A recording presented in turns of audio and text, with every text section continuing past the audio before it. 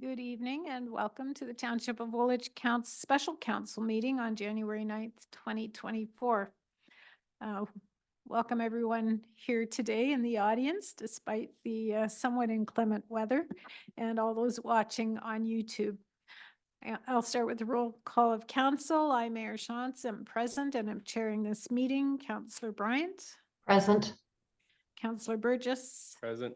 Councillor Cadeau. Present. And Councillor Grant. And Councillor Schwint sends regrets this evening. I acknowledge the land on which we live has been here from time immemorial, and Indigenous people have lived here from time immemorial. I thank the Chinootan, also called the Attawandaron, the Anishinaabe, and the Haudenosaunee people who have lived here and cared for this land and who continue to share and steward this land with us. May we together learn to care for each other, our flora and fauna, and the land that sustains us. Are there any declarations of pecuniary interest? No. Okay.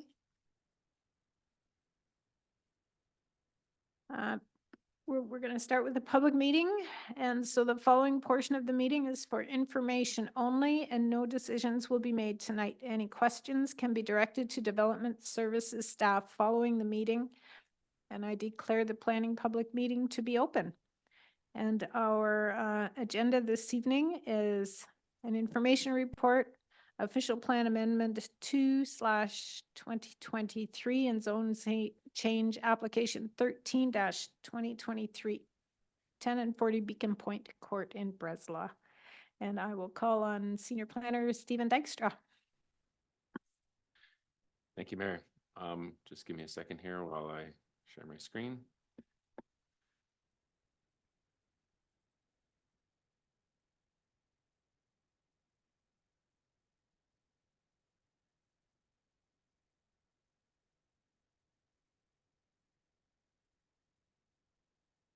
Excellent. Good evening, Mayor, councilors, members of the public. My name is Stephen Dykstra. I am the staff member that's been assigned to this application. And this is for, it's an application submitted by GSP Group on behalf of Thomas Field Homes. It is an application to amend the zoning bylaw and official plan amendment. And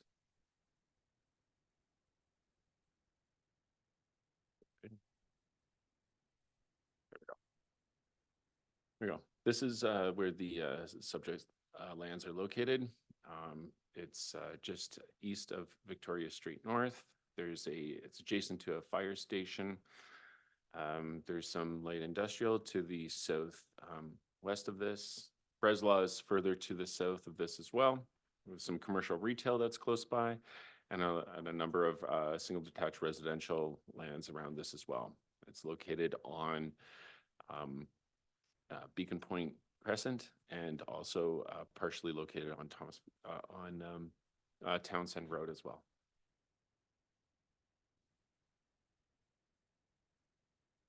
So the purpose of the zoning bylaw amendment is to change it so that, well, there's two aspects actually. There's the official plan amendment, where it is currently designated as commercial business park, and also for low medium density residential.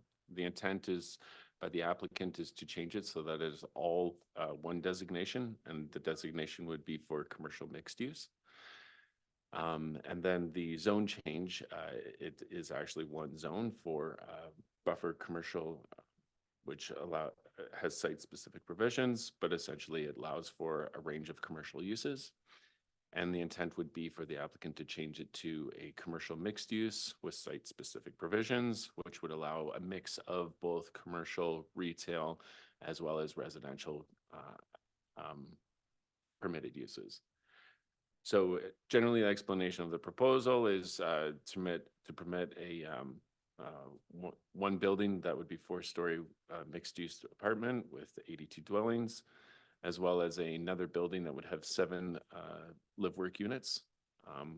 Together, both buildings would have a cumulative of around 380 square meters of commercial space and a total of 145 parking spaces. Now, looking at the official plan amendment, the lands are designated, as you can see here, it actually has two designations. The red one is for retail commercial area, and the yellow one is for residential. And like I stated before, the intent would be that the applicant combines both of those and has a mixed use designation for both of them. For instead of having the two, it'd be the singular designation. And here we have the Schedule B, which furthers, gives a little bit more description on it. And this designation, it has both the commercial business park as well as the low medium density residential. And again, the intent is that the applicant combine both of them with a designation for a commercial mixed use. Zoning bylaw. So as you can see here, I didn't outline it very well, but the current zoning bylaw is C2, which is commercial for commercial urban, which permits a range of commercial uses, and it also permits apartments. Apartments do not have a maximum height in our zoning bylaw for this particular area. The proposal is to have for a commercial mixed use, which would permit a range of residential as well as commercial uses, with a few specific site-specific provisions. One would be that more than one residential unit would be permitted on the ground floor. Under the current zoning bylaw, it would only allow for one residential unit on the ground floor. It would also allow for a multitude of commercial uses on the ground floor. And they're also requesting that a total of 25% of the ground floor area for all residential buildings to be non-residential. Here we have their concept plan, which identifies where building A would be the 4-story predominantly residential. The orange areas indicate the proposed commercial areas that would be on the ground floor. We have the parking spaces. Again, there is about 145 parking spaces. Then it also shows the building B, which is along Townsend Road, is intended to be a townhouse typology, where there would be live work along on the ground floor, oriented towards the street. Again, that's the orange area there that is the intended commercial area. And yeah, you can just sort of see how the buildings are oriented. It shows sort of at the top left where the existing fire station is. You can also see some of the surrounding residential dwellings as well. And on the west side of Beacon Point, that's where there's existing commercial plaza. Again, to reiterate what you said before, the purpose of this public meeting is to provide information to council and to allow the public to provide their comments. No decisions are made at this meeting. And further after this, then staff will continue to work with the applicant and the public and provide a report back to council once all the topics have been addressed. And there's my information below. Thank you. Thank you. Are there questions for Mr. Dykstra? I have a couple. So if I understand correctly, this was to be commercial. So how many square feet of commercial space has been removed in this new designation? Like, how much commercial space? One of the biggest complaints I hear from Breslau is we don't have any grocery store. We don't have some of those kind of commercial things. So my question is how much space are we losing or potential space? Mayor Shantz, I wouldn't be able to tell you. I'd first have to figure out exactly how much commercial space could be provided with the current zone in order to determine how much, if I was to, state this is the maximum amount of commercial space that could be, and this is the amount that they're, through this proposal that they're providing. And then I would then find the difference between those two. But I'd have to find out, you know, with the zone exactly how much, you know, how much square footage would be permitted, right? You'd have to factor in how much parking would be necessary and all that stuff, right? So I'm sure you could probably put more commercial on here than what's being proposed as part of this. If it was all commercial and it was, say, just one solid commercial building, yes, you could get more, but I don't know exactly what the difference would be between those two. Right, probably something in between. And my other question is, explain to me what live work means. Right. So the live work is, in the image here we have is of building B here. It's essentially, this would be sort of what it's showing here is 7 different units. So it'd be a townhouse unit. And then the intent is that somebody would live on like the 2nd and 3rd floor. And then there's an opportunity for that person to access the, you know, commercial unit on the 1st floor. And that could be for a barber shop or real estate agent or something like that, where they would have the office space or small retail space on the 1st floor, which would have sort of a commercial type of interface between the front of the building and the road.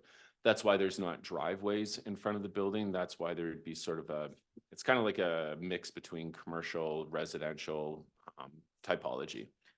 So would the operator of the business also live in the unit, or? That's the intent. And are they required to have a commercial business to live there? We'll have to work through those details, but at this, that would be the intent, is that the person who lives there also would work there, right? Okay, thanks. Anyway. Okay, sorry, Kayla and Bonnie, I can't see you because can we get council back on the screen for me? Yeah, sure. Bonnie, go ahead. Thank you.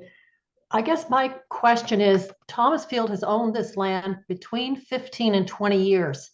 A lot of the residents that bought these properties bought under the, I guess, the intent that this property would produce some retail spaces for them, be it coffee shops or whatever that may be. Why is Thomas Field not proceeding with that when it was part of the plan of subdivision that they would get the retail space and there would eventually be some retail for these stores? Or stores for these residents, sorry. Yeah, I think that's probably a question for time, unless Stephen, you can answer that, but it's probably a question for after, probably for Mr. Handy when he presents. Yeah, because I think that's a question that needs to be answered when people have been waiting for some up to close to 20 years for this resident or retail space to happen, and they're still waiting. And I have a concern with changing property that should be designated for retail to residential. I just feel we're letting our residents down by doing this, but that's my personal opinion. Okay, we're not debating it tonight, though. It's just for information, but I understand. We can let Mr. Handy speak to that when he's next. Councillor Grant. Thank you. Thank you. Through you to Stephen. I was just wondering, when we're talking about C2 zoning and the functionality of a buffer zone, what is perhaps I'm just kind of looking for some more clarification on the reasoning behind why we have that as a zoning category. I'm assuming it's to kind of transition from a more residential area into a commercial. But I think you mentioned that under C2 that there's also apartments allowed. Could you just like kind of tease out the difference a little bit more between the amendment and then the C2 zoning? Yeah, no problem. Through Mayor to Councillor Grant. I believe the intent, yes, with the naming mechanism of the buffer commercial is, as you had stated, to sort of buffer between or be a transition between the residential component and more, say, higher density commercial uses or more intensive commercial uses. The C2 zone does permit, within the zoning bylaw, it does permit apartment buildings as a permitted use. But the intent, I think, from the applicant is there's, instead of having two different zones with, and maybe this is, the applicant can answer this better than me, because I would just be projecting here. So, but I'll answer though that the zoning bylaw does, yes, as the C2 zone does permit a number of commercial uses as well as a few residential uses as well. Okay, thank you. I guess just to follow up, the C2 zoning, you mentioned that they could put apartments, but there necessarily wouldn't be a commercial element to those apartments. They would just be straight apartments, and then it would be like a separate building for, just my understanding was that maybe the C4 was allowing for mixed use within the one building. That's correct. So the apartment building is only allows for residential uses, whereas if it was a mixed use building, then it would allow for obviously a mix of uses, residential. Mhm. And then if I may, is there a precedent for removing buffer commercial? Like, have we done it before, or is there examples within the township where we have removed a C2 zoning? I know I probably should have maybe alerted you to this beforehand, but just if you off the top of your head, if you can think of any examples of that. Yeah, unfortunately, I haven't been, my history here isn't long enough to know whether there's been examples of that in Breslau history. Ms. Freeze? I was just going to add to Stephen's comment there that that's some information that we can get for council after this meeting before the recommendation report comes back. Okay, thanks. Thank you. I think that'd be quite helpful. Any other questions for Mr. Dykstra? Okay, then I will call on Hugh Handy of GSP Group on behalf of the applicant. Welcome. Thank you, Mayor Shantz, members of council, ladies and gentlemen. My name is Hugh Handy, and I'm Vice President and a Land Use Planner at GSP Group. It's a pleasure to be here before you this evening. I've also brought with me this evening Tom McLaughlin, who's sitting in the front row. He is Vice President at Thomasfield Homes. Julia Salvini, who's the President of Salvini Consulting, and our traffic engineer is with us this evening as well. Josh Bedard is also in the audience. He's Vice President of Architecture at ABA. And also with me, Patrick Casey, who is a planner in my office that has been working with me on the application. I do have a presentation that I think that staff is going to bring up. In the meantime, just to echo what Mr. Dykstra has said, this is really the introduction of the application to the public and to council. While we've been working on it for a little while and getting studies in place as part of our complete application. So there's an official plan and zoning bylaw amendment application that we're discussing this evening. Mr. Dykstra has done an excellent job of his presentation. Maybe I can just go to the next slide.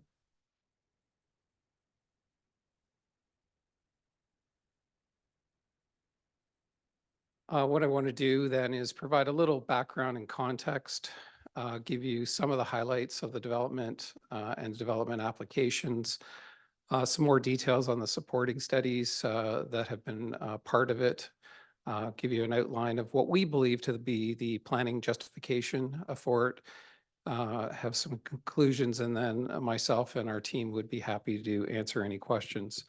I've heard some of the questions so far, and obviously you've got some delegations, and we see the correspondence within the package this evening. So next slide. So this site is part of two blocks that are in the Hopewell Heights subdivision that was developed by Thomasfield. More recent subdivision is Hopewell Crossings, and it's being built out on the other side of Hopewell Creek. The site has frontage on two roads, Townsend and the Court, Beacon Point. And the fire station is at one side, XTC at office uses on the other side. Hopewell Park is obviously a central feature to this neighborhood, and as well as mentioned, the commercial at the corner of Fountain and Townsend, known as Breslaw Commons. There's also a link between the two developments, and that was intentional, that this would ultimately become a broader community as part of Breslaw and how it's building out. The site in itself, as I said, is two blocks, and it's about just about 3 acres, or 1.14 hectares in size. Next slide. Mr. Dykstra has gone into this in a little bit, so I'll just give a kind of a high level again. It's a 4-story mixed-use building, commercial on the main floor near the Beacon Point or at the corner. There's 145 parking spaces. The intent is to meet the bylaw in terms of parking for the development. And that may tweak or change as we talk about the commercial uses on the site. But generally there's 145, and those are interior or intended to be interior to the site. The 7 live-work units, ground floor commercial with dwellings above, and I would confirm that that is the idea, that those are integrated with the owner living within the unit. Next slide. So I won't spend a lot of time on this, but Mr. Dykstra again has indicated the official plan amendment is from change the site to a retail commercial area. So it would essentially remove the yellow and make that red, the entire property. Next slide. And this would be changing to the mixed use again, outlined in blue on your screen, would put it into a consistent designation across the site rather than being in the low medium density residential. Next slide. So as I've just mentioned, the intention of the official plan amendment, the zone change would be to put again under the C4B, the commercial mixed use, to permit this mixed use development across the site and to include special provisions for those ground floor uses. Next slide. So we've included a number of supporting studies and plans with the application. Those are also noted in the staff report. Each of these studies will either be reviewed by the township or the region, as the case may be. And I guess the importance of all of that is that there's a number of studies that were in support of the application. Some of the comments tonight relate to obviously transportation, design. There would be a site plan process if approval is granted for the application that would get into some of those details, fencing, lighting, as part of a subsequent process. Next slide. The functional servicing report has indicated that the existing water and sanitary, there's capacity for the development on the site. There would also be on-site controls for infiltration from any rooftop that is part of that. So it would be going into the system, the stormwater management system as part of the subdivision. There is also a traffic impact study that has been prepared by Ms. Salvini. There is some traffic that will be generated. Remember, this is also currently designated and zoned, so it was looking at ultimately the change in land use as part of that. So there's 37 AM peak hour trips and 44 in the PM or afternoon peak hour trips. We believe, and Ms. Salvini believes, that the proposed development can be accommodated on the area network within the subdivision and does not generate the need for any changes or road improvements as part of the development application. Next slide, please. We've also submitted an urban design report, and this has been worked on closely with our architect, ABA. We believe it conforms with the overall guidelines for the township and Breslaw specifically. Landscape for the parking area has been broken up within the parking area so that it doesn't appear that It's a large parking area. Of course, there is a need for circulation and to try and keep a grid pattern within the parking area. There is 3 points of access, 2 off of Beacon Court and as well 1 off of Townsend based on the preliminary concept.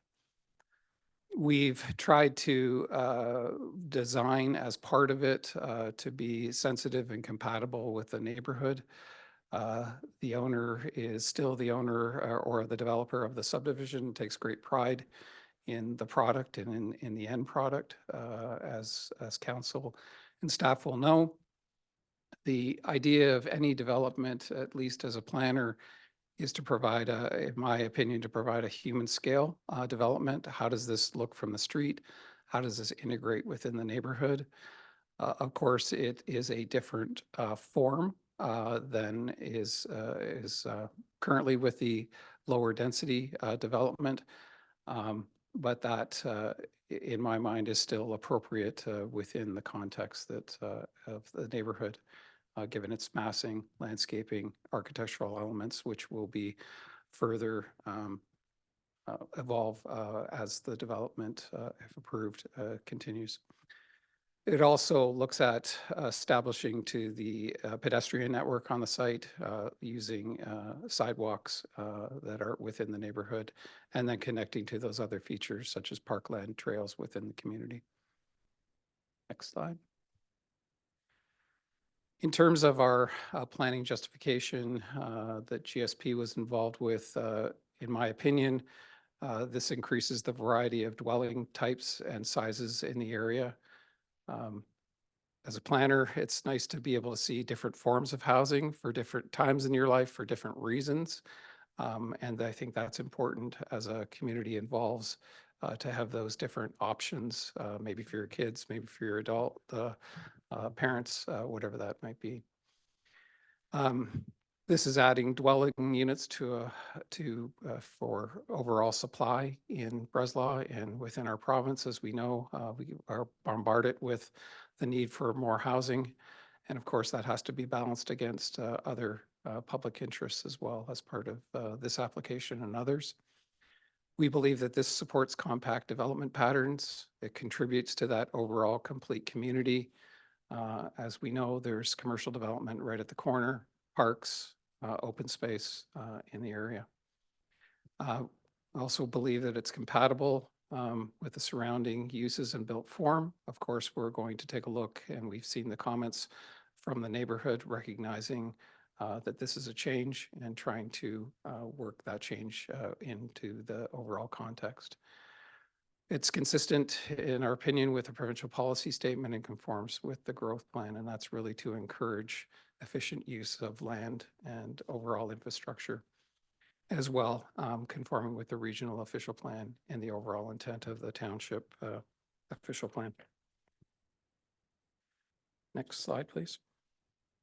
So in conclusion, I believe the applications will facilitate the development of currently vacant land. The proposed development will also provide that variety of dwelling types and commercial space. We believe that it's been designed at the moment, and of course that's subject to township staff review, input from council and others tonight. We believe will contribute to the overall complete community within Hopewell Heights and in the broader area. Before we go to question and answer, maybe I just maybe clarify some of the commercial comments. Obviously, Thomas Field owns to confirm, Thomas Field owns the site at the corner of Townsend and Fountain Street. A new commercial unit and units are going up there. As part of this site, it doesn't allow full retail permissions. In fact, it doesn't allow for a grocery store on this site. There are certain restrictions on the 2 sites on Beacon Court, but there are permissions for full retail at the corner, and it's still the intent of Thomas Field, given market conditions, to continue to build that out. I recognize some of the frustrations. Retail is also usually some of the last to come. You need the people there to support the retail. It's at a good corner. Fountain will also ultimately go through to connect to Highway 7. So there's going to be more road connectivity, which will ultimately bring retail to this site. I'm not sure, there's probably other questions, but I'm happy, Madam Mayor, to answer those questions of you and council and others this evening. Thank you. Okay, thank you. Council, questions for Mr. Handy? Councillor Grant. Thank you. Through you to Mr. Handy. I was just wondering if you could tell us a little bit about when we've seen these mixed-use buildings, how successful the businesses that are housed within those buildings are, and roughly how long it takes for them to be rented once the building is built. Through your worship to the councillor, they're oftentimes as part of a development. Sometimes you need the people in the building to support the retail or whatever that might be. I think this site, given its its off-street presence, it's not out at Fountain Street, will be something more neighborhood serving, I would suspect, and there could be other uses that might not fit out at the corner, but are still compatible within the overall context of the neighborhood. In terms of timing, I guess that maybe is more in relation to the overall development, but Thomasfield is prepared to, I guess, move forward with that. I don't know, Tom, if you have any further. No, just the retail, sorry, from a mixed use standpoint, retail does fairly well when there's an established population there. I think these units will do well, especially the live work units, which will kind of support kind of small businesses. That's why we like it. We've seen it work in other places like Mississauga and Streetsville. There's some great examples. In Markham, there's some great examples. So the whole idea with the live work was, kind of have professional offices, barbers, haircutters, small lawyers' offices. So it just brings kind of the small town, enables kind of small business to thrive in the Breslau area. So that's why we kind of like the retail aspect of it. Okay, thank you. Thanks. Thank you. Councillor Bryant and then Councillor Cadeau. Thank you to Mr. Handy. Can you tell me when the traffic study was done, please? Date, Julia, on the application. Through your worship to the councillor, sorry, apologize. This is Julia Salvini. Welcome, Julia. Thank you. Through you, Madam Mayor.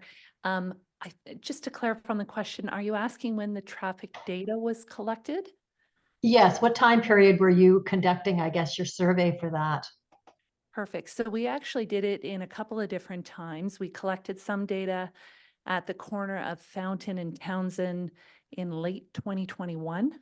And then we went back in, I'm going to say spring of 2022 and did some further traffic counts on Townsend. Okay, so nothing more recent. I'm just looking at those dates as being during COVID times when a lot of people were working from home. And I'm just curious how those numbers would relate, I guess, to today when everybody's back in office and the traffic numbers are higher than what they would have been during COVID times. That's a really great question, Madam Mayor. I'm happy to answer. So that's when we were doing this work as a team in sort of mid 2022, and that's when we were gathering the traffic data.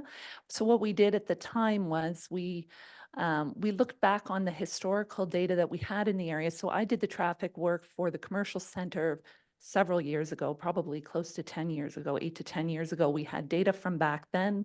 We have data on Fountain Street from the regions. We look back to that historical data so we had some from 2015. We had data from 2020 right in the middle of COVID.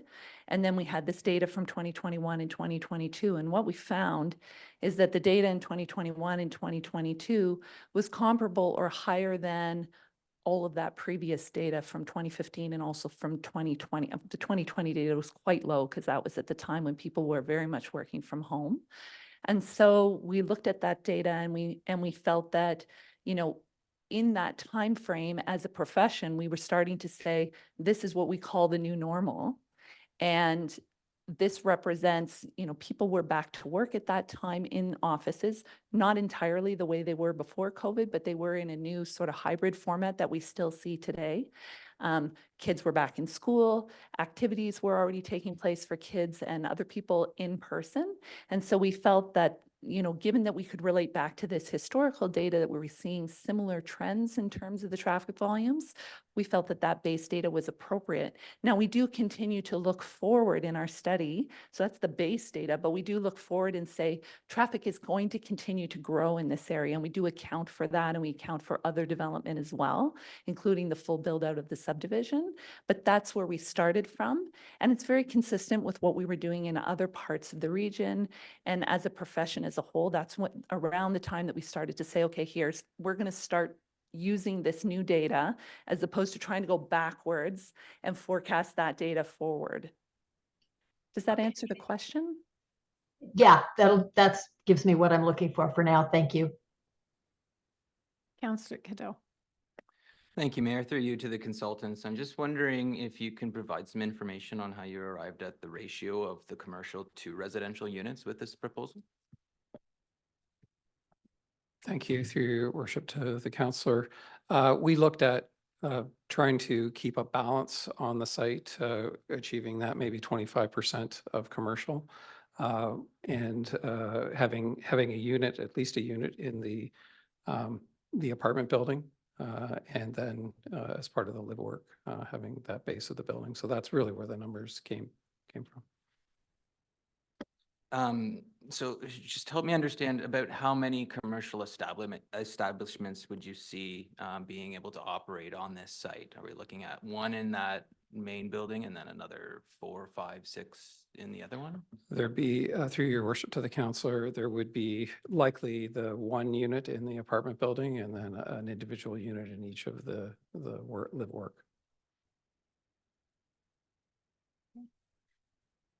Anyone else? So the building, you're calling it an apartment building, so that will be completely rental, or will it be condos?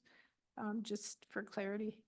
To your worship, the exact tenure, or whether it's rental or condominium, has not been determined yet.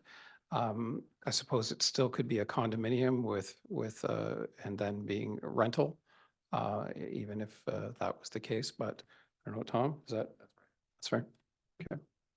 So, and just for and I should probably know this, but so you operate apartment buildings, like you manage apartment buildings and other developments and so on. So that's. No, through to your worship, no, Thomas Field does not do rental. So who would operate the apartment building then? Most likely would be, sorry, through you. Do you want to come up? It's just the folks online can't hear unless. Of course, yeah, through you, Madam Mayor.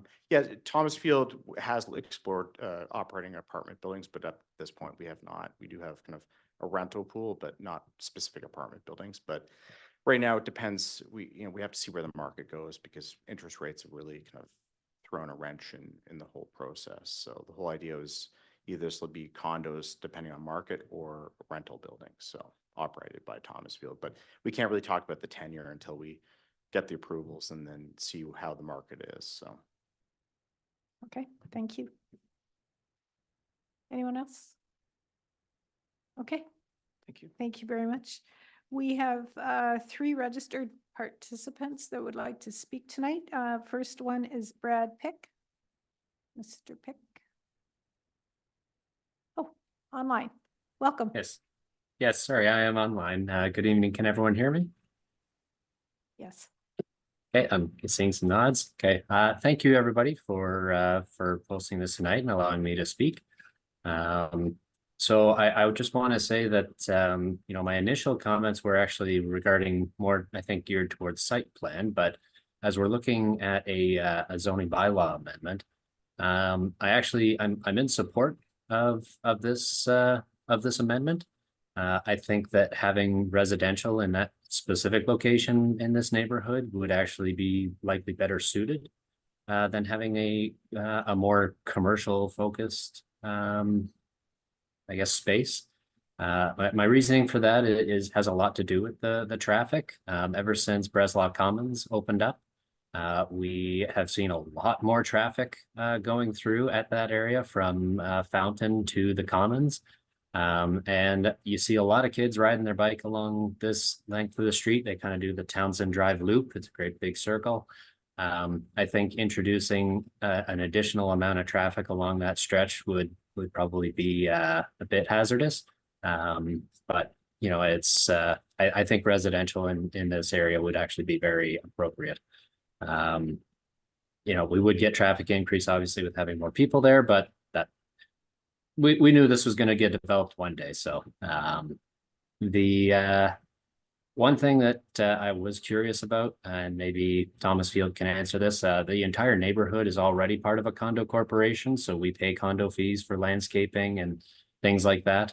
I see this development as, you know, adding to the needs for those landscaping costs and other costs associated with the condo fees. So I wonder if the development will be under the same condominium corporation and have to, you know, contribute to that. But my comments, only criticism or things that I have that stick out to me as a bit of a red flag would be having those commercial units facing Townsend Drive.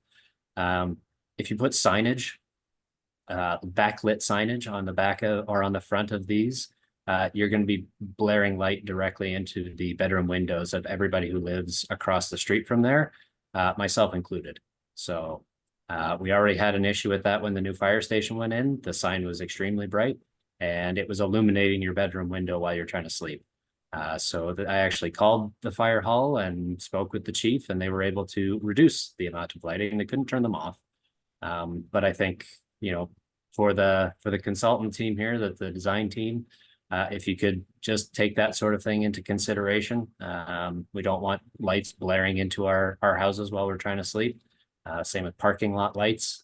If you can have diffusers or things that actually direct light away from going horizontal, be much appreciated. You get a lot less phone calls and complaints from the neighbors if you do that right up front in design.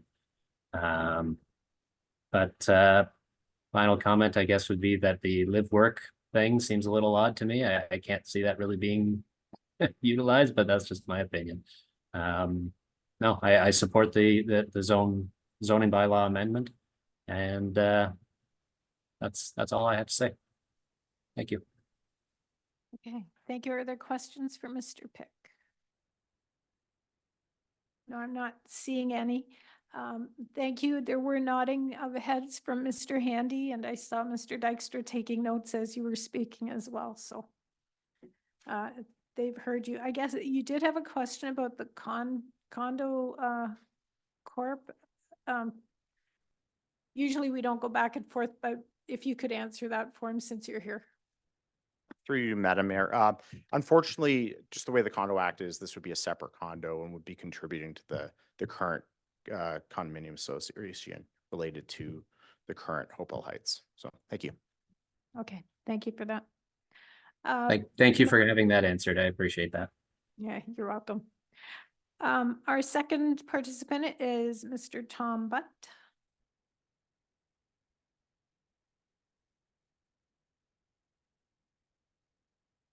Butt or Boot? How do you say it? Your last name? Yeah, you have it right. Okay, welcome. Thank you. Thank you, Madam Mayor, for the opportunity, and councilors.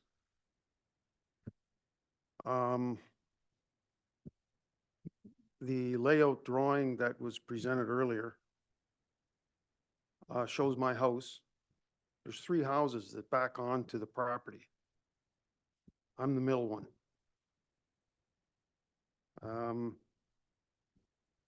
And I want to start off by talking about the sign that Thomas Field posted about 12 years ago on the property that's in question. That sign talks about a buffer commercial use. They mention C2, and it lists all of the potential uses.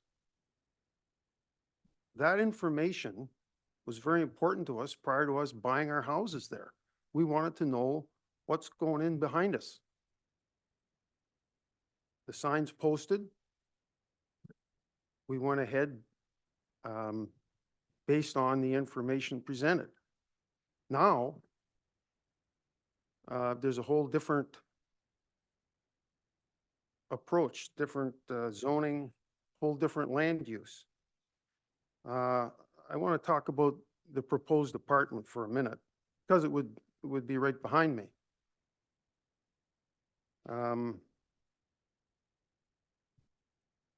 I got to say that it needs an awful lot more thought. I took a walk out there this morning because I wanted to know the distance from the highway to the apartment building. That's a very busy highway, and it's a very noisy highway. The distance from the highway to the apartment building would be approximately 50 yards. There's a berm, which hasn't been illustrated, but there is a berm there that would be between the back of the apartment building and the highway. That berm is approximately 25 feet high. This proposed apartment building is 4 stories. Logically, 1 story would be roughly, what, 10 feet? So the building would be roughly 40 feet high. So the top 2 stories would have no protection from noise from the highway. The berm wouldn't do anything for them.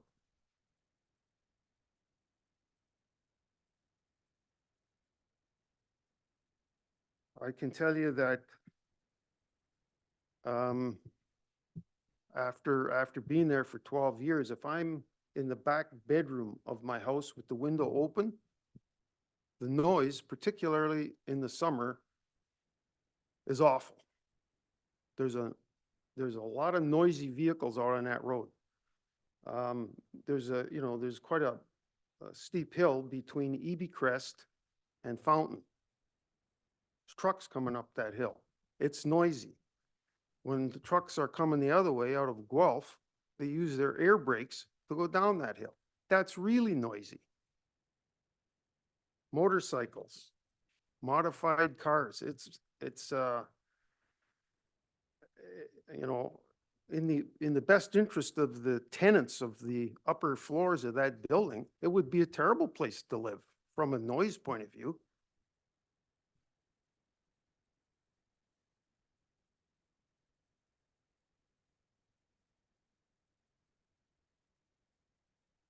So I'm surprised there was no discussion at all about Highway 7 being relocated. It will be moved at some point, I think, to the west. I was at least 20 years younger when this subject came up, and there's still nothing going on. Well, there's the odd bridge. Yeah. So I wouldn't put too much faith in that. I'm sure Thomasfield owns plenty of land in the Breslau area. There are more suitable locations for an apartment building. And I wish that this council will take careful note of that.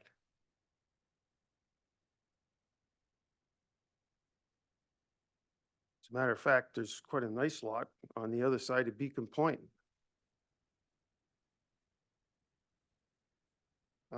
The other item that I would like to address is the driveway access to this property off of Towns End. That's a hazard.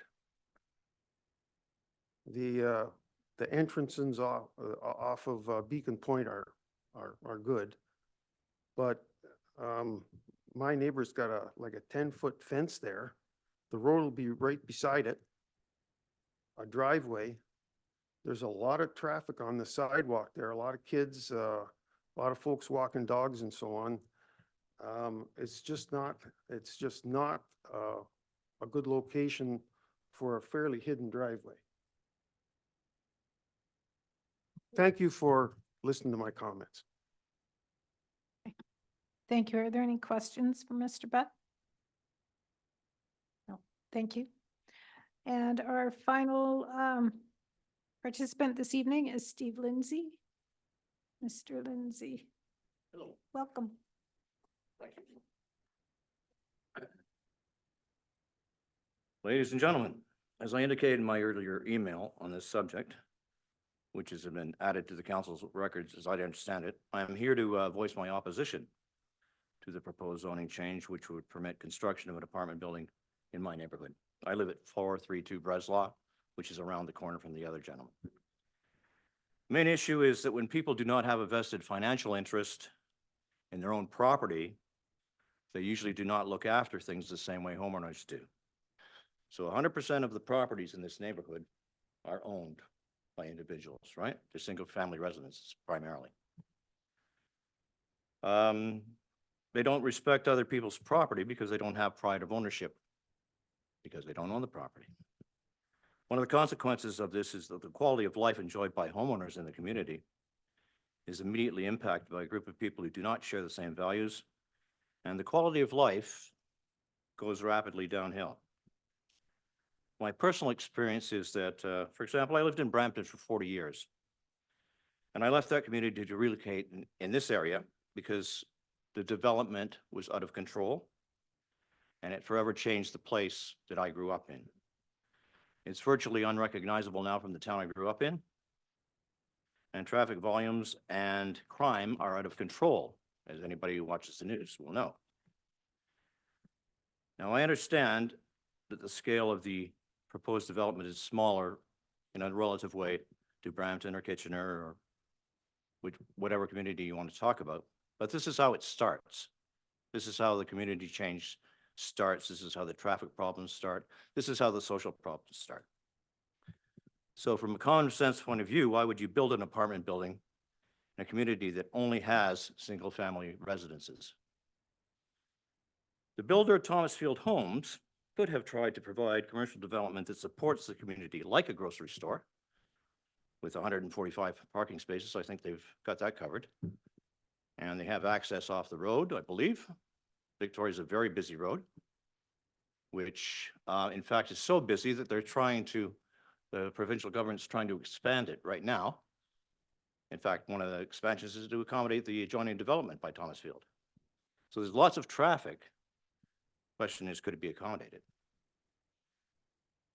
So there's other options that could serve the community in positive ways and still enable the builder to earn a profit from the site that they own.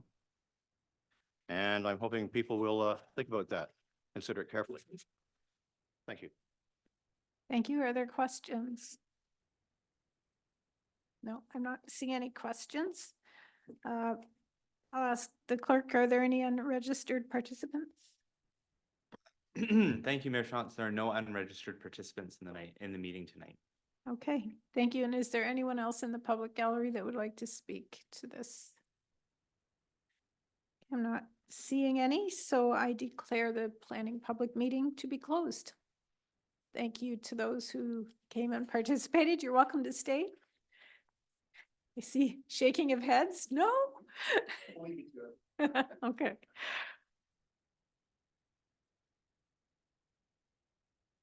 We do our next presentation is from GreenWR region. So we'll wait for things to settle and then we'll call on that group.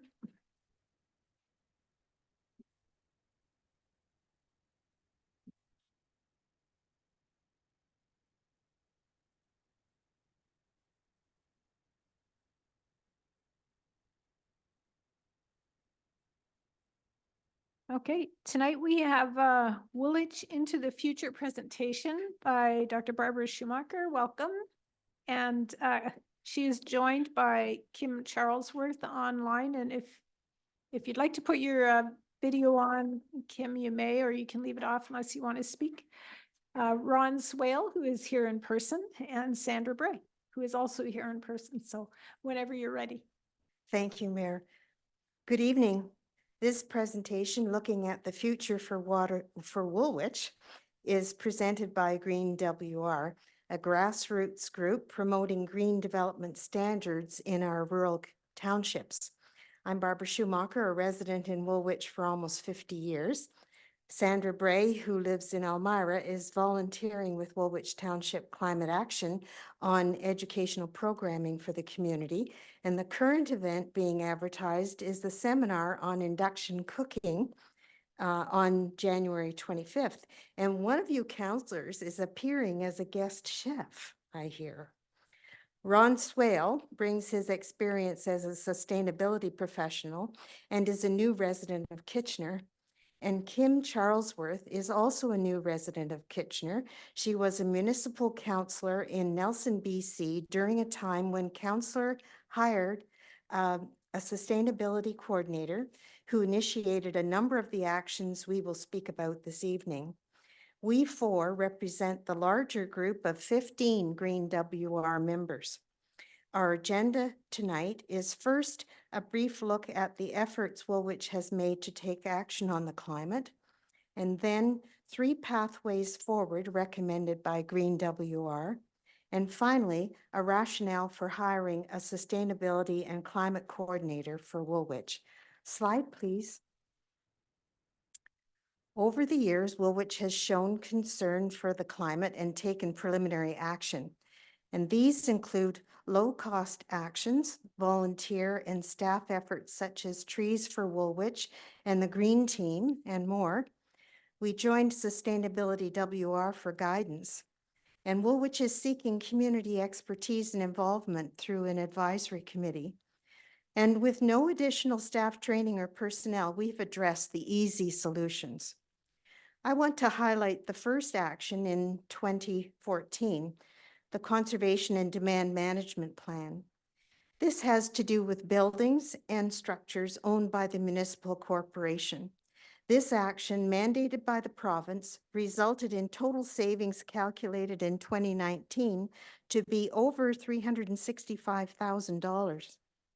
The plan demonstrates that once conservation measures are put in place, savings are experienced annually.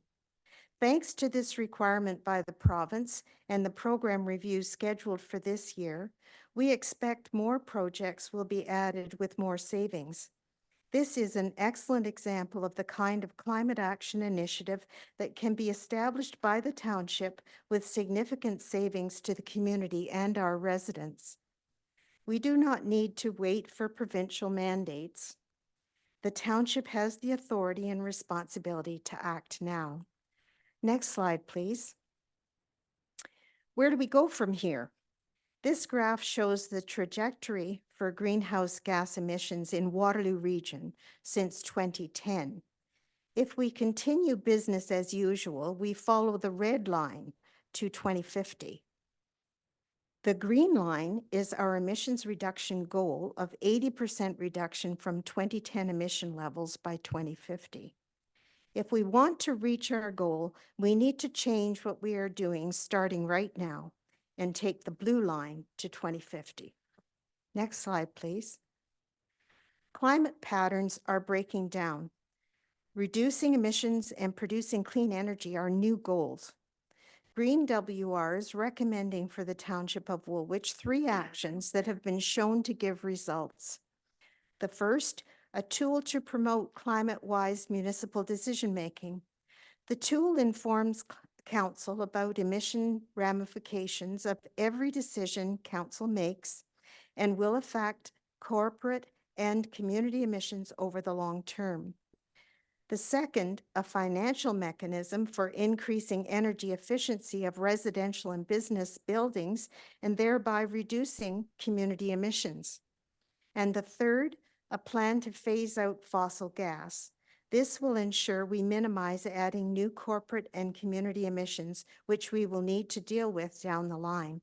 Next slide, please. First, let's talk about the Municipal Climate Action Tool.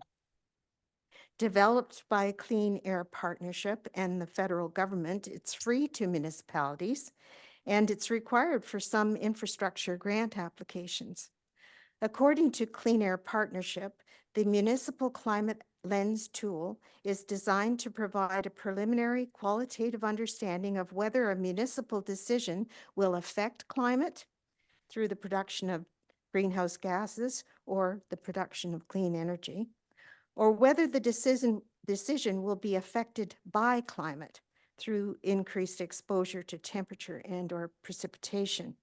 For example, when making decisions about a new subdivision, councils ask what energy source will be installed for heating and cooling. Are emissions generated or is clean energy produced? Another example is the assessment of solar panels in parking lots, which will produce clean energy and may offset the emissions from paving with asphalt. The goals of the Climate Lens tool are to embed climate considerations within municipal operations, to normalize thinking about the impact of climate when considering municipal planning and actions, and to strengthen efforts to adopt proactive climate solutions. A municipal climate lens is part of selected municipal policies and specifically should be included in the strategic plan and the official plan. It's intended for staff and council. It will help analyze if the decision will affect climate or be affected by climate, but it will not estimate emissions associated with a particular decision. It will not estimate the vulnerability to climate, and it will not provide direction for addressing climate change through greenhouse gas reduction or by building community climate resilience. But the thing is, the tool will accomplish both reduced greenhouse gas emissions and community climate resilience, and both of those are really desirable.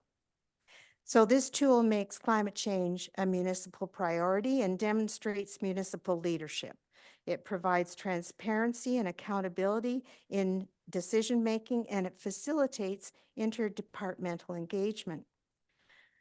This tool is a strategy to inform the decisions councillors and staff make today and the impact these decisions will have on our community tomorrow. Next slide, please. There are various municipal climate lens tools that have been created and used in Ontario and elsewhere.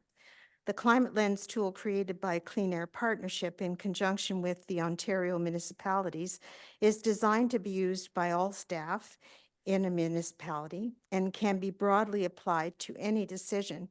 In fact, 3% of municipalities have a climate lens applied to corporate developments and redevelopment projects right now.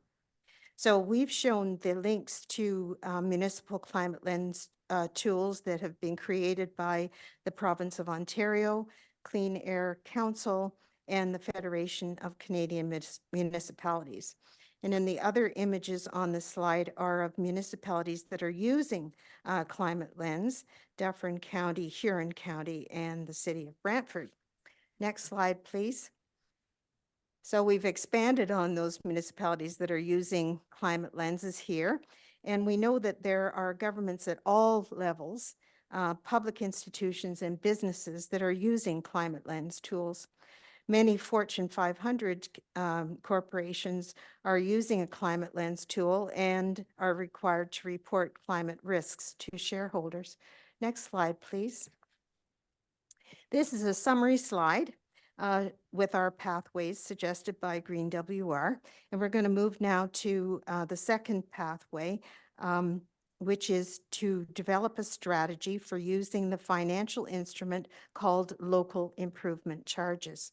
Next slide, please.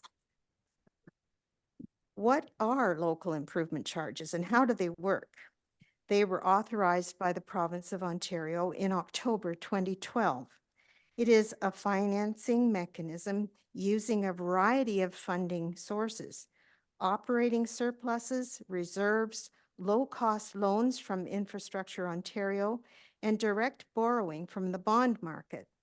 Local improvement charges permit municipalities to design long-term, low-cost upfront financing for energy and water efficiency retrofits on private property. Money must be provided upfront so that citizens are not required to set aside money to pay for the project and then wait to receive reimbursement when construction or retrofitting is completed. This situation must be avoided because it's a hardship for residents and a barrier to the success of the program. Program costs for administration, interest, and marketing are recovered from participating owners.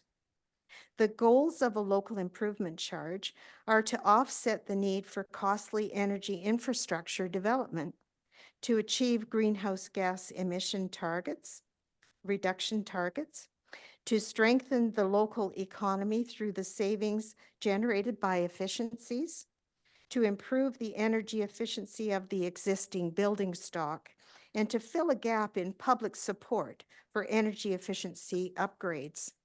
Especially important is that the program pays for itself and it does not add any operational cost to the municipality. What improvements might be included? Well, thermal envelope upgrades, that is insulation, new windows and doors, and air sealing. Mechanical system upgrades such as furnace and boiler replacements, water heaters, thermostats and control systems, drain water heat recovery systems, heat pumps, and air conditioners. Water efficiency and water quality upgrades, including low flow aerators, shower heads, and toilets, downspout disconnection, backflow preventers, well cleaning, and septic tank replacements.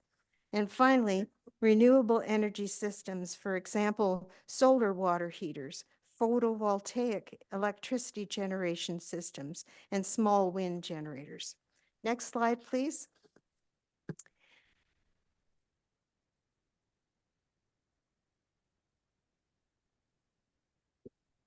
I'm looking at a different slide than what you have.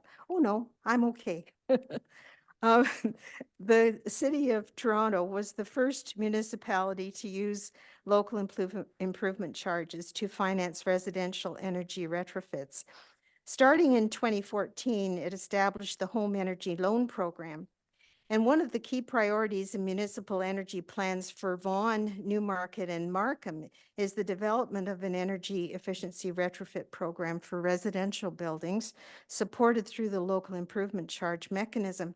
And closer to home here in Woolwich, Stratford and Guelph have also used local improvement charges. Next slide, please. On this slide, we have some links for further information related to local improvement charges, and we've included them in your slide deck for you to review. Thank you. Next slide.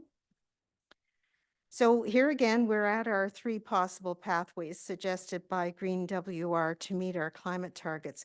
And we're going to look at the 3rd pathway, which is develop a strategy for phasing out fossil gas.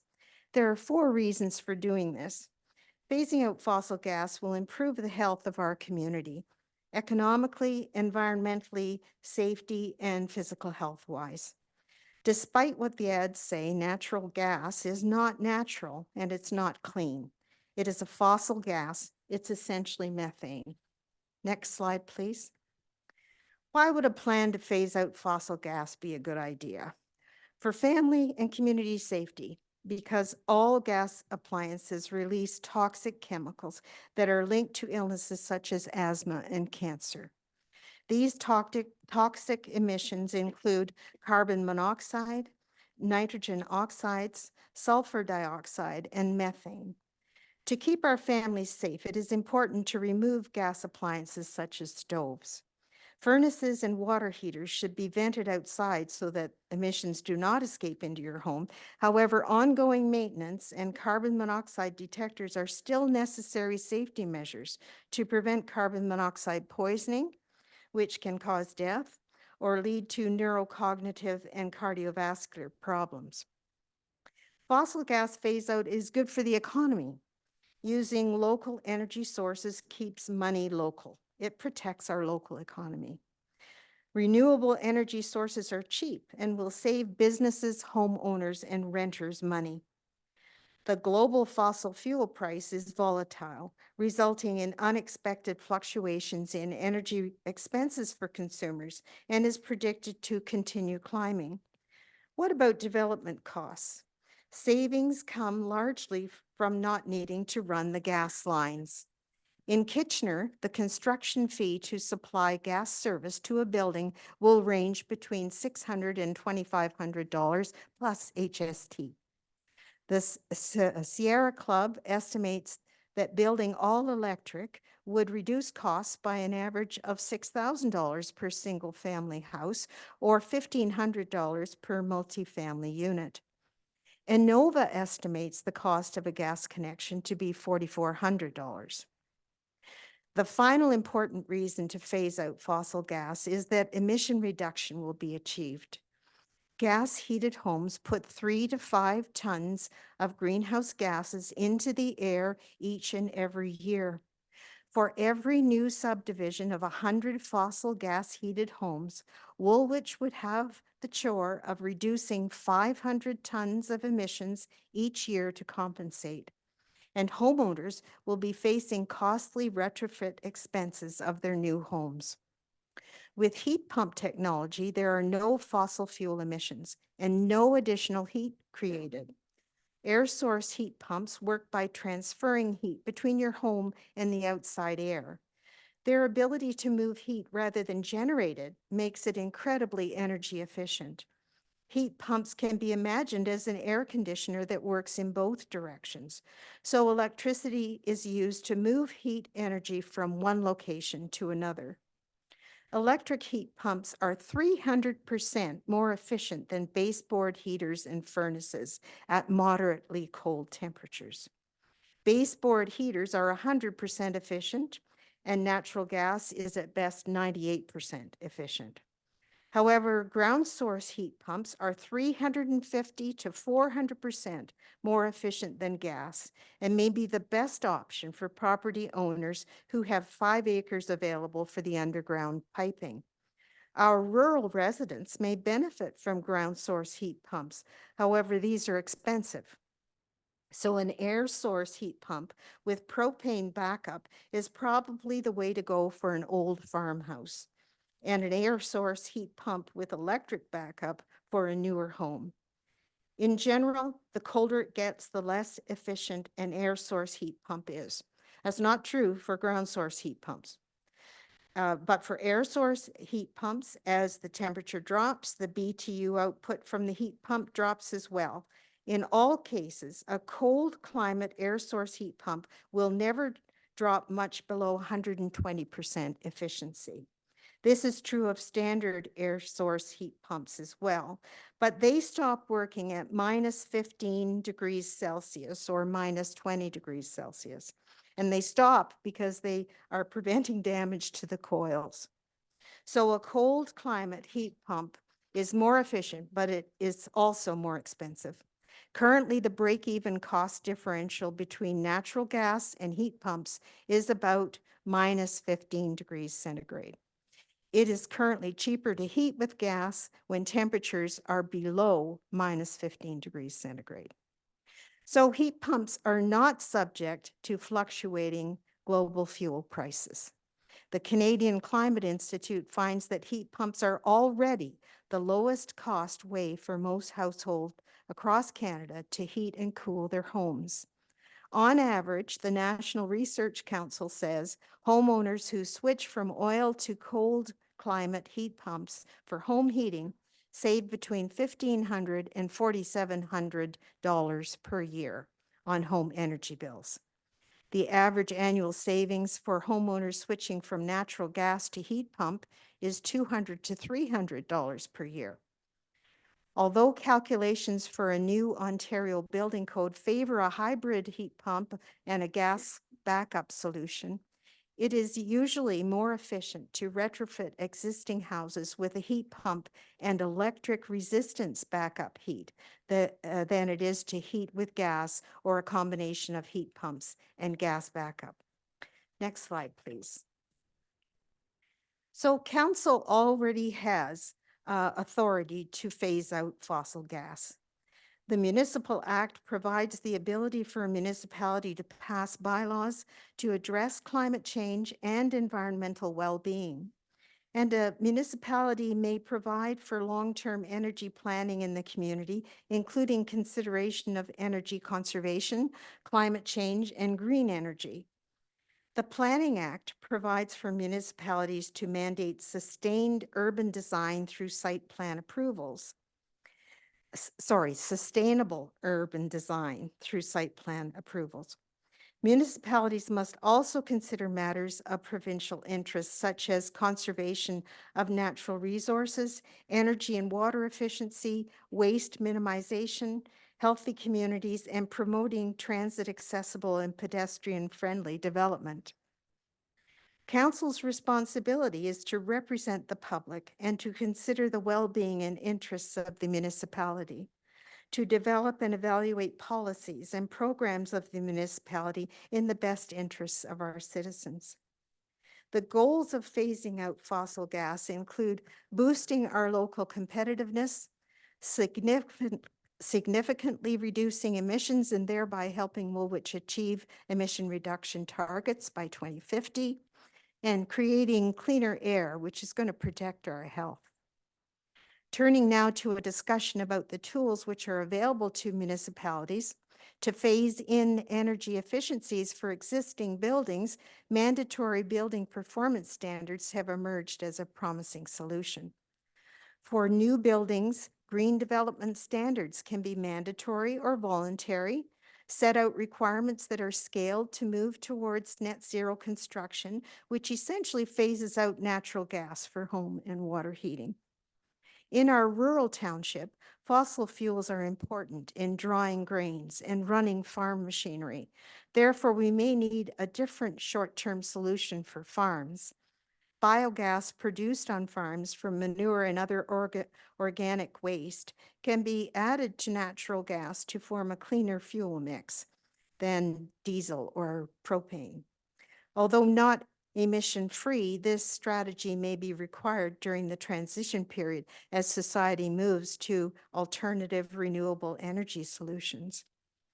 Building a phase-out plan uses the standard municipal planning process to choose and develop a model. There is more than one pathway at a time to move forward. We trust that Council will act with the authority and responsibility entrusted to them when they develop their strategic plan, official plan, and climate plan. Next page, please. 35 Ontario communities have endorsed statements to say they do not support new provincial gas-powered electricity generation. These are listed on the Clean Air Alliance website and include Kitchener, Waterloo, and Woolwich. This is not the same as a municipal fossil gas phase-out plan. Municipalities have decision-making authority over phasing out fossil fuels in their communities, but the province makes decisions about how it's going to generate our electricity. Municipalities may state objections to this decision by the province to increase gas-powered electricity generation plants. Because we know to achieve our net zero target, it is necessary that Ontario's electricity grid be carbon-free. Here we have listed a few municipalities, and there are many more that we're still finding, that are acting on a local level to phase out fossil gas and thus make more gas-powered generators unnecessary and becoming a stranded asset in the future. Globally, we're moving towards phasing out of fossil fuels. These municipalities are leading the way. In Nanaimo, BC, new buildings won't be allowed to use natural gas as a primary heat source as of July this year. Prévost, Quebec, with a population of 12,000, voted in September 2023 to ban gas in new buildings and new gas appliances in existing buildings. Montreal will no longer allow gas in new buildings of up to 3 stories as of October 2024, and will ban fossil fuel as of April 2025 in larger buildings. The ban includes gas-based heating and hot water systems, and they go so far as barbecues and stoves. In the USA, New York State is leading the way by eliminating gas hookups and gas use in new development statewide. Seattle is one of the municipalities with a fossil gas ban right now in the States. Next slide, please. Here's another one of those slides with links to resources about phasing out fossil gas that we hope you will explore. Next slide, please. So we have our 3 proven solutions, which are the actions suggested by GreenWR. And they actually tick off some of the to-do lists that you have in Transform WR strategies. And we've listed the connections that we see here. First, municipal climate lens tool. By adopting practices that reduce, remove, or avoid greenhouse gas emissions and pursuing adaptation to changing climate realities, our municipality will improve our residents' quality of life while saving money in operating costs too. Second, local improvement charge is a financial mechanism that Woolwich can use to assist property owners to make the energy efficiency changes that will reduce fossil fuel emissions and will save them money. The loan should be available upfront. Many residents will not be able to pay for the retrofit and then wait to be reimbursed. A loan which provides the necessary funds to the contractor when the project is approved is the most successful approach. Third, phasing out fossil gas in new construction through the use of green development standards will mean that new homeowners will not be required to convert their home and water heating from natural gas to electricity in the next decade. This major expense before the expected end of life of the gas furnace and water heater is avoided by municipal requirements for net zero construction of new homes. In existing buildings, converting to electricity-powered alternatives when natural gas furnaces, water heating, and other gas appliances are approaching end of life or breaking down will save residents money as fossil fuel escalates in price and electricity becomes cheaper. Next slide, please. So with the budget discussions coming this month, when council will consider hiring for a sustainability and climate coordinator position, GreenWR is advocating that councillors vote yes. Our rationale is here. The climate situation is serious and we have solutions available. We need a dedicated sustainability professional to secure government funding, develop and manage programs. And this program will track the township's environmental footprint over time. The cost of the position would be more than covered by the annualized savings generated by the projects completed through this role. Every municipal employee can play a role in addressing climate change impacts in the community. Integrating climate change data and considerations needs to happen in day-to-day municipal decisions. The key to achieving climate integration is building awareness of potential impacts among elected officials, staff, and the community, and knowing where to go for help and resources. This is the role of the Sustainability and Climate Coordinator. Considering climate change impacts in day-to-day governance and operations will help our community economically, environmentally, safety, and health-wise. Next slide, please. We're now ready to answer questions. You may wish to direct your questions to Ron, who is here to offer his experience. He's led public sector organization sustainability functions, including the University of Toronto and in the University Hospital Network, which is a health research and educational organization. And Ron has also experience in the private sector with Manulife Financial as a real estate and facility management professional. And also online, Kim Charlesworth is zooming in for us. She was a municipal councillor during the hiring process of a dedicated climate staff person and during the initial phases of the work when she was living in Nelson, BC. So if you'd like to ask us questions, I would encourage you to use the resources of the people that we've brought with some extra expertise. Thank you. Thank you, Barbara. Are there questions? Councillor Grant. Thank you. This might be a kind of joint question for Ron and Kim, but I'm wondering with the sustainability coordinator, what type of projects would we see this position work on, and how would we measure success of the projects that they're working on?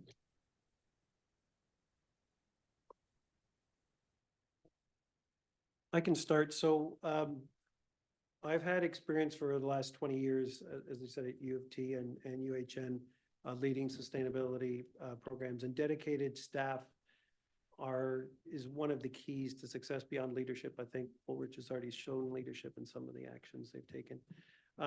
This position can do a broad range of projects, starting, can do support deep energy retrofits of buildings, can support creating standards for new buildings, can work with the asset management strategy to integrate, sustainability into projects such as, roof replacement. They could support the transition of the fleet to green vehicles, over time. They can educate staff here.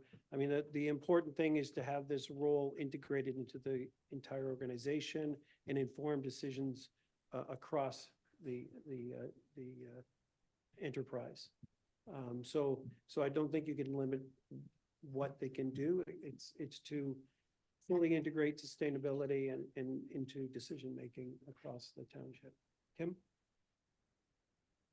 Yeah, I think that our council did the first planning phase, which was an overall sustainability strategy first, and then we hired our dedicated professional.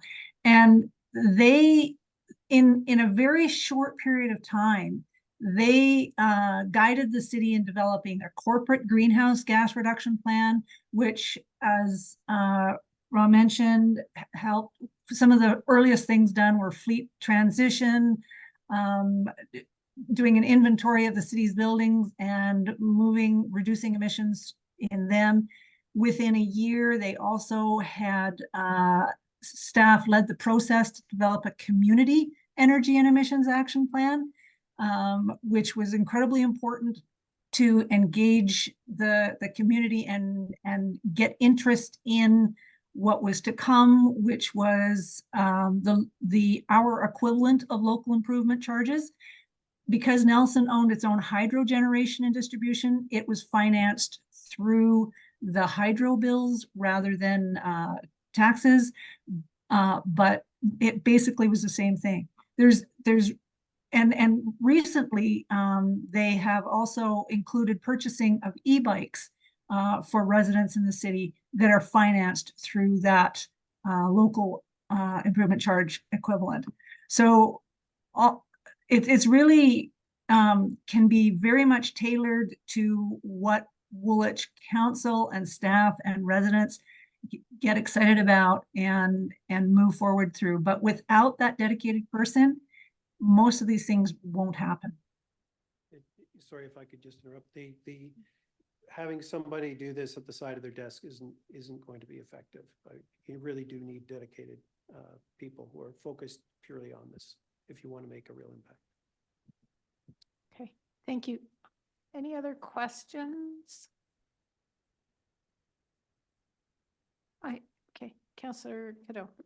Thank you, Mayor. Through you, this question, excuse me, would be for Kim. I'm wondering if you could maybe expand upon the experience out in BC prior to the hiring of a coordinator on this file. And then you had mentioned that the progress that was made was relatively quick off of the get-go, but what about, 6 months in, 12 months in, 18 months in? Can you expand on what keeps that individual busy? Well, when I was at council, it was a good 15 years ago, and they still have their dedicated corporate or their dedicated climate person. They, like I mentioned, developing those plans was the very first thing that they did. And I know that with the corporate greenhouse corporate plan, we saw when they came back to report a year later, they were able to show us those emissions reductions. But they, in the time since then, they've developed an organics waste diversion program. They've started a low carbon homes pilot where they wanted to make sure that the embodied carbon emissions associated with new construction was, so they set up basically a series of analysis and consultations and workshops where they involved builders in the community, residents. They had an advisory group. So like I said, if that person works at engaging both staff and the community, then the ideas that they can move forward are there's too many to name, because there's a lot of very creative people out there, and there's a lot of very passionate people about the idea of moving us away from fossil fuels. So like I said, that person has been on staff for, I'd say, close to 15 years. And the projects just keep happening. Does that answer your question? Yeah. Okay, thank you. I guess I would ask Sandra, and I didn't give you a heads up on this, but you and I did talk about this a couple months ago. You've spent some time in the community and here with council trying to help us to guide us. How much time do you spend as a volunteer trying to help us get information? Can you quantify that in any way for us? Sorry to put you on the spot like that. You know, after I retired, I found it very helpful to have a life that had routines still. And so I've kind of scheduled in this volunteer work that I do around environmental things with GreenWR, with Climate Action Waterloo Region, and Woolwich Climate Action. I spend a lot of time with Woolwich Climate Action for sure. And then the things that I do for council as well. And usually it's Monday, Tuesday, Wednesday, 3 days a week. I just kind of keep clear for that, but it's flexible. So, you know, I missed my haircut today because of the storm, but I would have had that otherwise. Maybe tomorrow. Yeah, right. And Fridays, I'll pick up on pieces that I've missed and try and catch up on my household kinds of things as well. And that keeps my world moving that way. So pretty much 3 days a week, I would say. And they're not 10-hour days usually. Sometimes they are. Barbara and I had some long days preparing this presentation that she has just made, but about 3 days a week. Yeah. Okay, thank you. And I could ask each of you the same question, but I won't in the interest of time. Councillor Grant. Thank you. Just a follow-up question for Kim. I was wondering, from the financial aspect of this position in Nelson, BC, how did the council find, was the position successful in generating revenue itself? Was it able to have successful grant applications? I'm just kind of wondering that, and then as a revenue generating aspect for the town. Successful grant applications for sure. They were able to find money to cover, you know, and we are talking like over 10 years ago. So my specifics around the financials are not as clear as some of the actions. But the savings in operations, for example, in the corporate greenhouse gas emissions plan, paid for any expenses that were involved in hiring that person. And as they move forward, for example, the organics diversion program and just bringing in the what their equivalent of the local improvement charges, that program, that again, that pays for itself through the revenue generated that the residents pay back over time. So you were right to ask that question. Absolutely. You can't do something like this without there being some cost savings in other places. But I think absolutely any of the any of the other towns or cities that I know about where they've gone this route, the cost savings in other areas pay for the staff person without a doubt. And whatever programs they develop for and that kind of thing. I think it's almost invaluable to, and I don't know how you would quantify the way they, in our case, the person was able to do the interdepartmental education and bringing people so that one department wasn't going in this direction and another department doing something that really kind of like was the exact opposite in terms of what you were trying to achieve, got everybody going in the same direction and making sure that everyone was paying attention to every decision and the climate impact of every decision. So I don't know how you would even quantify that, but the cost savings paid for that person's salary anyway. So. Okay. Thank you. Ron wanted to weigh in. Yeah, if I could, at the organizations I led and to the other counselor, we went from 1 energy manager to 2 and then to 3. They exponentially pay for themselves when they do major energy retrofits, and they were paid through the utilities budget because that's where they save most of the money. They save electricity, they save natural gas, they save water.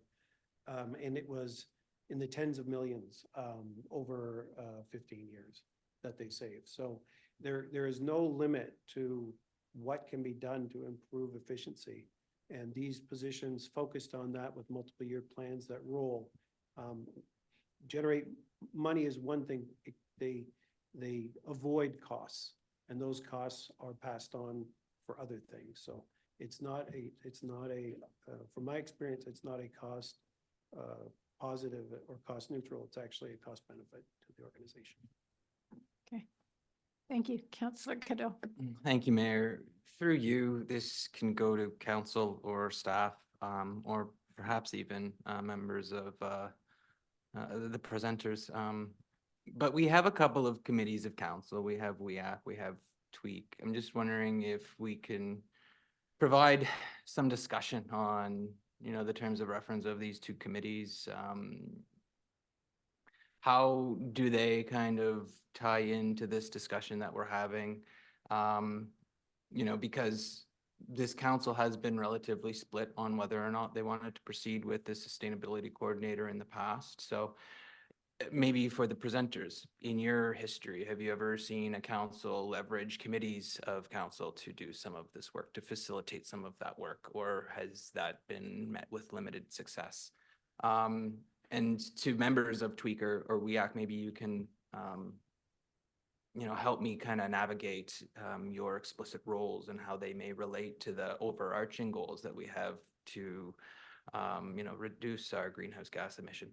Sorry for this very broad and cumbersome question, but I'm just hoping somebody that is involved in some of those committees, or maybe you, Jeff, can kind of provide some clarity around those roles. I'll get the presenters if you have anything to add, and then maybe Ms. MacArthur would be the person to weigh in from staff. Sandra, you put your hand up. Well, I was just going to say that I know you have the Woolwich Environmental Advisory Committee, and they have recommended this position. And they have also made a recommendation to staff, to council, which council approved probably 3 to 4 months ago, about doing a pilot project with a group of 4 townhouses, completely solar, with no natural gas infrastructure. I don't know where that council approved asking staff for a report on that, and I haven't heard anything since then. I think that the problem that, and as far as Tweak is concerned, it's environmental enhancement, and they have really worked hard on the actual green infrastructure and in greening, helping the community green the community through the offshoot with Trees for Woolwich, but also I know this year they have several gardening workshops set up for the public as well for community education. What I see from where I sit is that things get lost. That conservation and demand management plan, like, did you know it had saved us $365,000? No, every year. That more than pays for the position we're looking at. Does anybody, Woolwich Climate Action, which is Ann Roberts essentially, or I guess it's through Ann MacArthur, their goal is to focus on lowering emissions and producing clean energy. So that's very different from Tweak. And that's very different from the advisory committee. The advisory committee have all special professional skills. They were chosen for that, but they haven't been used that way. What we're missing is the overall, the person to sit and look overall and keep track of all the threads that are going on, and to then start building in the ones that are available that we haven't been able to pick up on yet. Okay, thanks. Ms. MacArthur, Annie? Thanks, Madam Mayor. So just to add to what Sandra has brought forward, I think that she's right in terms of delineation of what each one of those committees brings to the township. I think Tweak, right, boots on the ground, putting trees in, doing a great job. And I think that they're, I couldn't tell you what their full-time equivalency would be in terms of staff. And if they weren't here, would we be able to do that work in-house? No, we wouldn't. We would need, maybe one. I don't know how much. I can't quantify that for you right now. And then, so that's that one aspect. The second aspect is we've had a little bit of involvement, and we did explore the solar panel, proposition with them, and they're very intelligent, professional individuals, but wanting to do policy, right? So not boots on the ground. So once again, we're doing things off the side of our desk. So Anne does a great job. Thomas has done a great job. We've secured grants that are looking at feasibility study for the 5 largest consumers in the township and what we can do, and we'll bring that forward to council. There's lots of good things going on, but as I said, there isn't someone that is coordinating and making sure that we're reaching those targets and bringing new actions forward. And we're doing it as part of our daily job, but it's not enough. It's not enough to continue to increase. And it's one thing to do hydro reduction, which we continue to do, but natural gas is where we need to, fossil fuels, right, to reduce the greenhouse gas emissions. So council has to make some decisions because those things are large capital infrastructure investments. So we have to, one thing is to have the resource, but we have to have infrastructure dollars, right, to commit to make those renovations to see those reductions in greenhouse gas. So that's a big conversation that needs to be fulsome at council. Yes, we should have that person who can tie in with asset management. It's one thing to acknowledge that we need to have these enhancements, HVAC system, heat pumps that aren't really readily available for commercial use right now, but we have to have the capital investment. So it's one thing to acknowledge that. It's one thing to be aware of that's the next step, but then we also have to be able to commit those dollars, right, to make that investment. And that's a larger discussion as part of the overall infrastructure, when we talk about venture financing for all the other projects that we have. So I'm not saying it's not important, but it's a big conversation that council needs to chat about. So I think it's important that we would have a person that can tie all of those pieces in together and it's not get lost between departments. In terms of, I just wanted to also touch really quickly on providing upfront funding to residents that want to take part in home renovations or retrofits for applications through the Green Build. So that is something that Waterloo Region is looking at, and I think they've applied for FCM funding, and I think they have been approved that they will be able to upfront some of those renovations. And I understand that we'll be working in partnership as the cities and the rural townships to roll that out once that funding is announced from FCM. And then the Green Build, that's really another key and important piece that's missing. So working with the developers on what they can and what we can enforce over and above the Ontario Building Code. And that's some big conversations. I think Deanne had mentioned at a previous meeting that once again, funding has been made available for a consultant to explore that, but it's not something we can mandate. We really have to work. I think she could would support to say we really have to work with that development community to come up with something that's realistic, that council can support, and that we can implement, that is requiring something over and above the Ontario Building Code that will still support climate action. So that was a really long-winded, but there's lots of pieces going on. But as I said, it really is important that we have someone who has the expertise that can pull the pieces together to make sure that we're successful in continuing forward. So I'm happy to answer any more specific questions if it's helpful. Okay. Thank you. Councillor Cadeau. Thanks, Mayor. Through you, I would just agree with the sentiments that were expressed by Ms. MacArthur.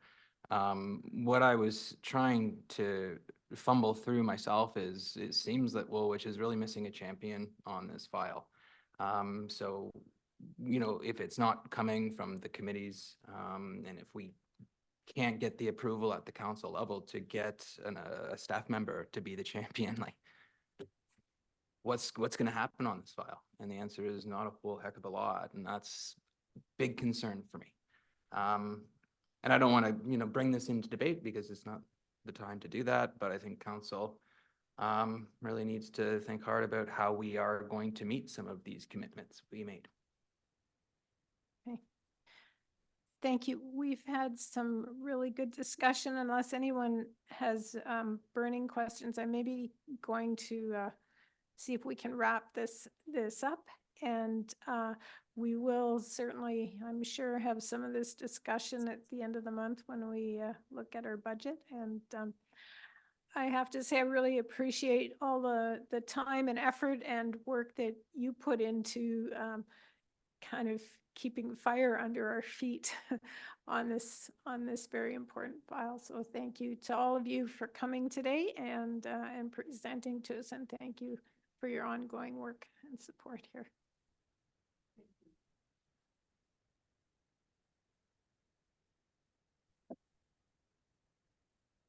Yeah.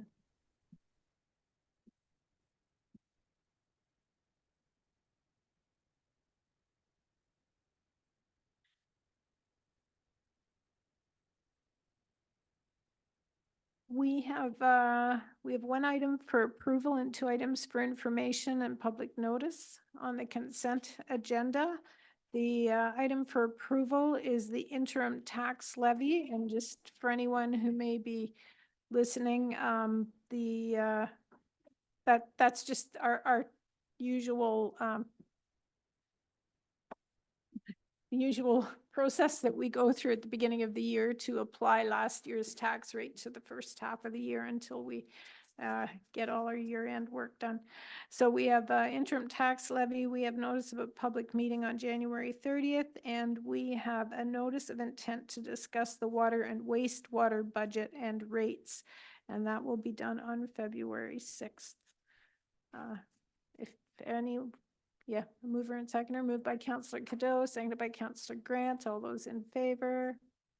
And that's carried. Thank you.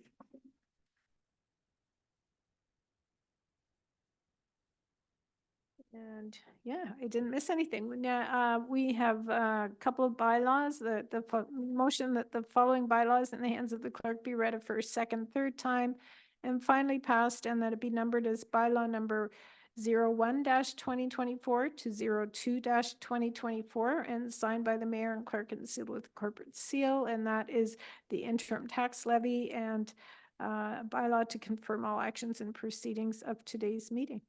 Mover and a seconder, please. Councillor Bryant, Councillor Burgess, all those in favor? And that's carried. Thank you. And that brings us to the end of our agenda. So if there's nothing else, I'll ask for a motion to adjourn. Moved by Councillor Cadeau, second by Councillor Grant. All those in favor?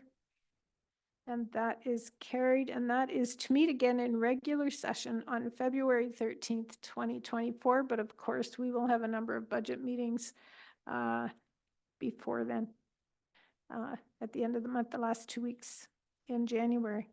So in closing, Council would like to thank all who participated, attended, or tuned in to the meeting tonight. And Council, please stay connected on Zoom until the live stream has stopped. And good night.